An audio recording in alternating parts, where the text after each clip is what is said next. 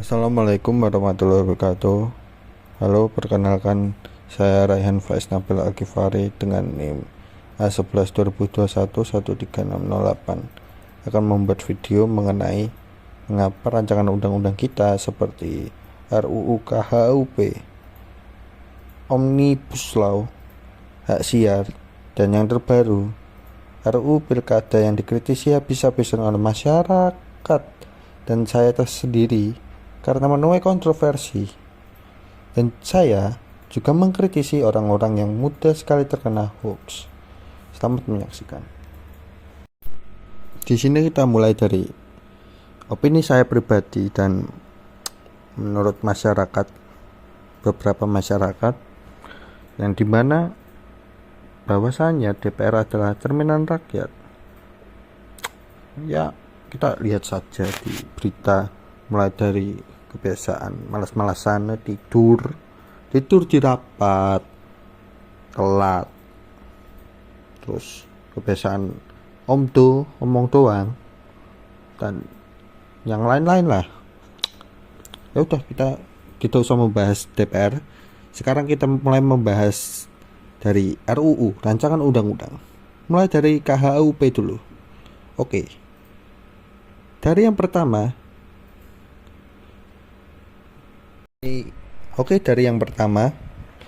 pasal 218 ayat 1 RKHUP yang berbunyi, sebentar saya cari dulu, yang berbunyi, setiap orang yang di muka umum menyerang kehormatan atau harkat dan martabat diri presiden atau wakil presiden dipidana dengan pidana penjara paling lama 3 tahun 6 bulan atau pidana denda paling banyak kategori 4, yang dimana kategori 4 itu sendiri sebenarnya membayar denda senilai 200 juta.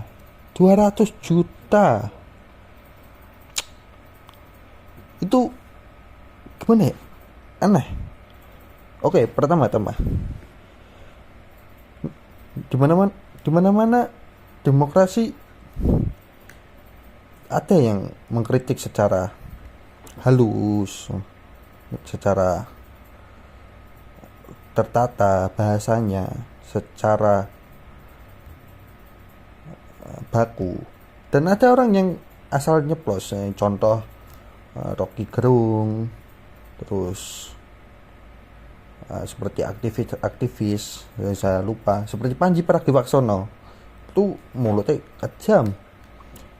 Ketika ada penyampaian kata yang kurang tepat, apakah masuk di RUU ini, RUU KHUP? Apakah masuk? Masa masuk? Menyerang kehormatan dan harkat. Ketika menyerang kehormatan dan harkat, di situ apa ya, kita mengeluarkan ekspresi, mengeluarkan unek-unek, yang dimana kadang manusia mengeluarkan unek-uneknya kadang di luar batas kendali lah, bisa dibilang marah. Ya mungkin ada orang marah terhadap kebijakan yang diambil, tapi ya itu bentuk demokrasi. Masa ada orang ingin mengkritik tapi pemerintahannya bikin sistem kayak gini? What the, oh my god. Bukan hanya sistem, rancangan undang-undangnya ini juga gimana, kayak anti kritik, kayak kita bangsa demokrasi loh, Pancasila, tapi pemerintahannya membentuk suatu rancangan undang-undang kayak gini. Ya mungkin mohon maaf untuk Pak Jokowi atau Bapak Ma'ruf Amin, kritik keras ya adalah tindakan yang menurut kita wajar sih ketika ada suatu hal yang aneh. Contoh lain yang terbaru, RUU Pilkada yang dinilai tidak sesuai prosedur, yang dimana lembaga yudikatif lah yang berhak memilih hal yang perlu disahkan, bukan lembaga legislatif dan lembaga eksekutif, bukan. Ya meskipun beberapa bulan ini ada beberapa putusan dari beberapa oknum lembaga yudikatif yang kontroversi, tetapi tetap lembaga inilah yang mengesahkan hukum Indonesia. Masa diubah-ubah? Apalagi pasal batas minimum calon kepala daerah yang dimana tercium bau tidak sedap.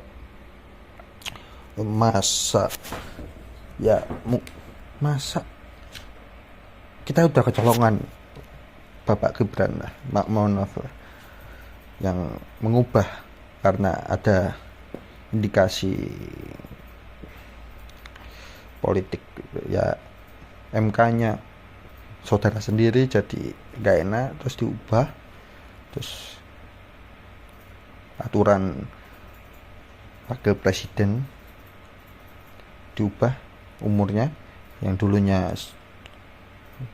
minimal berapa sekarang jadi minimal 40 tahun, dan sekarang diubah lagi di era Pak Jokowi. Mohon maaf, dari sebelumnya 25 sampai 30 itu hanya di saat pencalonan, tapi sekarang diubah jadi pas pelantikan, dan DPR-nya mengesahkan tanpa pemberitahuan lembaga yudikatif. Pusingnya.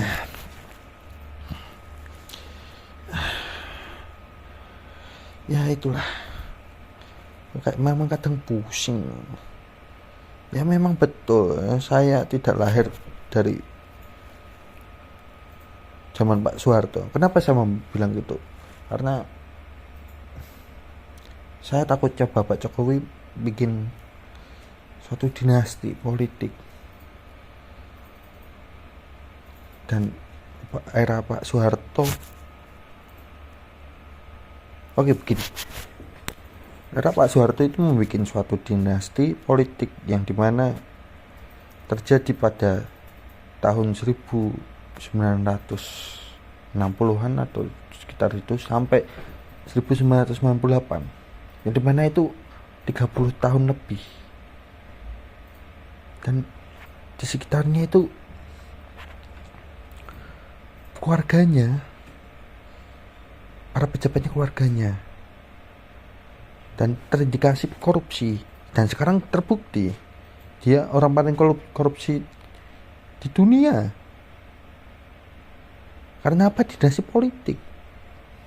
Ya mungkin beberapa ada dinasti politik yang bagus, seperti Singapura, seperti apa ya, saya kepikirannya Singapura. Ya mungkin dinasti Thailand terbentuk dalam suatu kerajaan. Dinasti Arab, kerajaan, karena terbentuk karena kerajaan. Dinasti, ya betul, kita demokrasi. Contoh lain yang buruk lah, mantan presiden Filipina Marcos Bongbong. Marcos Bongbong bukan mantan presiden. Marcos Bongbong bukan ya? Marcos Bongbong itu presiden sekarang, tapi bapaknya, ayahnya Marcos Bongbong yang terkenal. Ya, Ferdinand Marcos, saya lupa. Saya tadi riset salah berarti. Maafkan saya. Yang dimana hampir sama kayak Soeharto. Sebelahnya pejabatnya keluarganya, keluarga terdekat, saudara, sahabat, dan korupsi akhirnya. di bawahnya Soeharto itu mirip. Mungkin dinasti politik yang sekarang yang terlihat baik, Vladimir Putin tuh, itu menurut orang beberapa ada yang baik, ada yang buruk. Ya, apalagi gaya Pak Jokowi dan Pak Soeharto hampir mirip. Kenapa saya bilang mirip? Mereka membangun infrastruktur dari nol, bangun hilirisasi, tahu-tahu jadi tahu ada IKN. Ya mungkin saya setuju sih kalau IKN ya, jadi, tapi itu beda topik lah, nanti malah kemana-mana. Oke, cukup membahas Bapak Jokowi. Nah, kita kembali ke RUU selanjutnya, yaitu RUU Omnibus Law dan hak siar. Menurut saya pribadi, ya ada beberapa yang kontroversi seperti pasal 50 ayat 2 huruf C tentang RUU hak siar yang berbunyi sebentar. Sekarang sudah ketemu.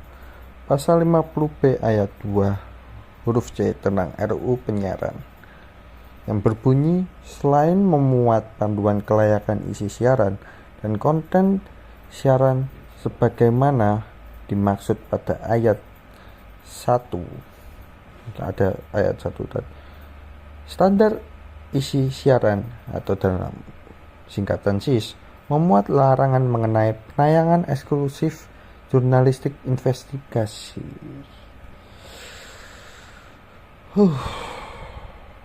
Oke. Yang kedua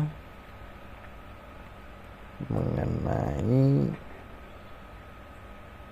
pasal 42 ayat 1 dalam UU Ketenagaan Kerjaan yang berbunyi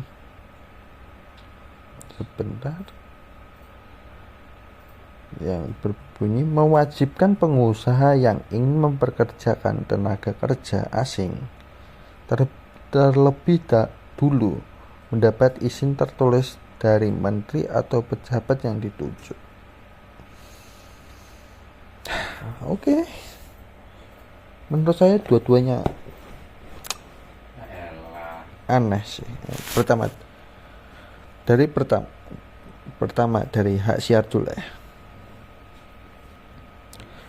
Pertanyaan pertama adalah, standar isi siaran yang dimiliki KPI itu sebatas apa? Apakah ada standar usia yang dimiliki KPI? Yang terbukti di televisi banyak standar ganda. Ya, oke. Ya pokoknya gitulah. Pertanyaan kedua. Mengapa tidak boleh menanyakan ke eksklusifan jurnalistik investigasi yang dimana masyarakat menyukainya karena jarangnya media yang memberikan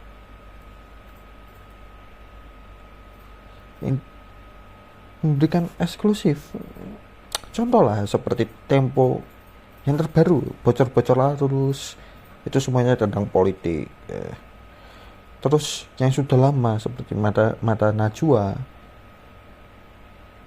itu memberikan eksklusif secara percuma-cuma. Oke, lanjutlah kita ke Omnibus Law-nya dulu. Menurut saya sesuai dengan sila kelima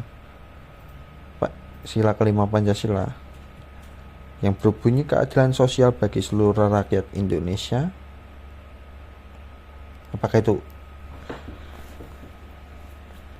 keadilan? Tentu tidak. Ya memang masyarakat kita kurang dalam segi kualitas ya. Tapi ya jangan dipermudah dong. Kita kan bisa dididik, diasah kualitasnya meskipun kadang-kadang beberapa oknum lah ya, oknum yang cuma memanfaatkan keeksklusifannya, tapi bisa kan dikasih, bisa kan ya. Tapi ketika sudah diasah kualitas, ketika kembali ya jangan memberikan ajaran yang tidak berkualitas dong ya, kayak korupsi kecil-kecilan, kayak misal BUMN memberikan proyeknya dimiliki yang mandornya lulusan luar negeri, pulang diajari korupsi semen dikit-dikit. Ini jangan, sesuai spek ya sesuai spek. Contoh lain lagi, yang terbaru istri Arhan, yang dimana saya baru dengar tadi dari adik saya pagi, katanya selingkuh. Kita cek, ternyata pengalihan isu. Oh my god, ternyata terduga, tapi kita semua beropini itu pengalihan isu karena sekarang tadi pagi sampai sore terjadi demo. Nah, kebetulan saya tinggal di Semarang, dan ya Semarang ikonnya Arhan diduga pengalihan isu. Dan kok bisa ada orang yang masih percaya kalau itu selingkuh beneran, padahal istrinya bilang nggak selingkuh. Ya mungkin ada, bisa aja dia nipu, tahu-tahu nanti dia cerai atau gimana. Tapi ya siapa tahu lah, kita juga nggak betul peduli amat lah sebenarnya. Mendoakan yang terbaik lah. Semoga Indonesia semakin maju lah, semakin kritis, karena ini mungkin akhir dari saya ya. Demokrasi dan hak memberikan opini harus kita lestarikan, karena inilah kita tetap bisa berpikir kritis dalam menilai berbagai hal, menilai suatu hal. Ya mungkin itu dari saya. Bila ada kata yang menyinggung, kata yang tidak sopan, saya minta maaf. Saya hanya anak muda yang mencoba untuk menyampaikan demokrasi, menyampaikan aspirasi, menyampaikan opini saya. Kadang opini bisa salah, bisa benar. Ya mungkin bisa ada saling adu opini juga. Ya akhir kata saya mohon maaf juga tadi. Assalamualaikum warahmatullahi wabarakatuh.